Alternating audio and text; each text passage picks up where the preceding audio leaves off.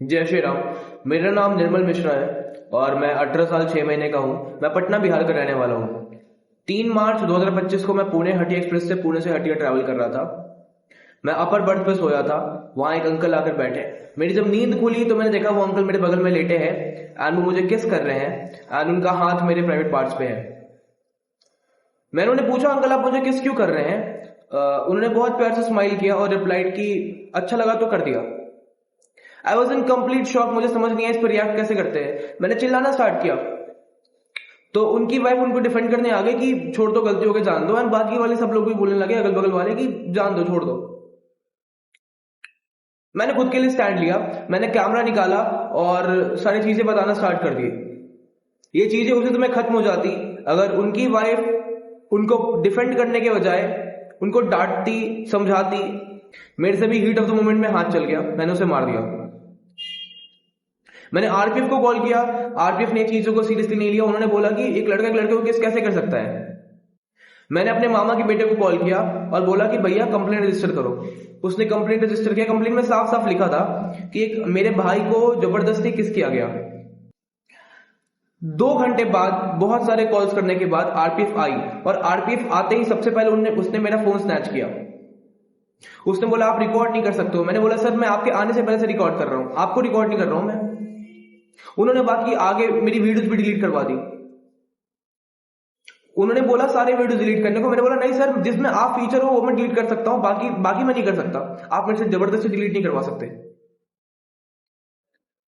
वो आते ही उन्होंने बोला कि कॉम्प्रोमाइज कर लो, इन चीजों को छोड़ दो। मैं बोला नहीं सर, मैं कॉम्प्रोमाइज तो नहीं करूंगा, मुझे एक्शन चाहिए, क्योंकि ये छोटी चीजें नहीं है।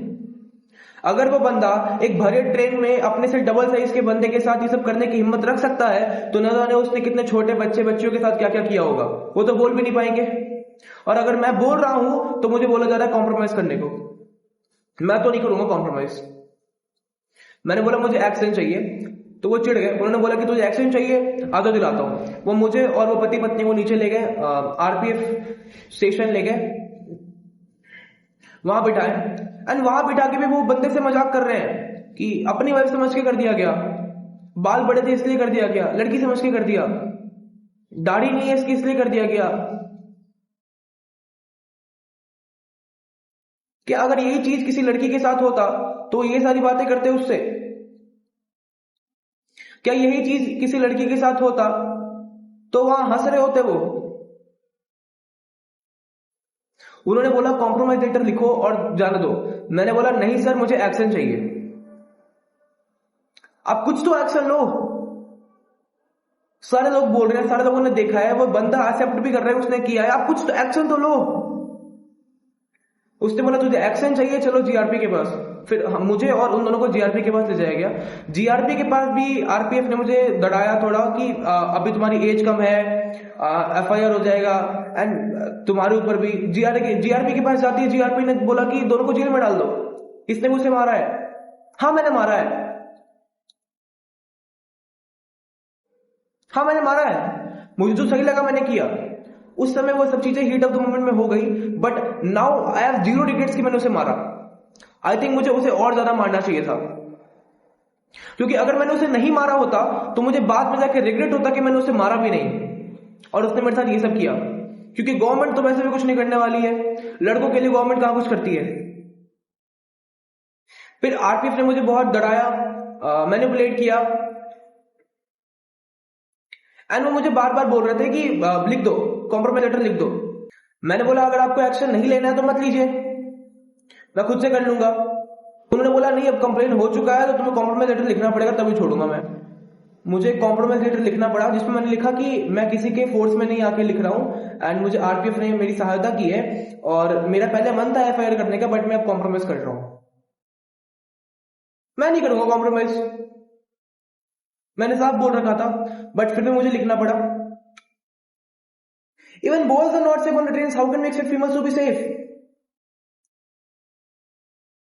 And the sad part is no one even cared about what happened to me in the train. I was sexually assaulted and the crowd stayed silent. Why?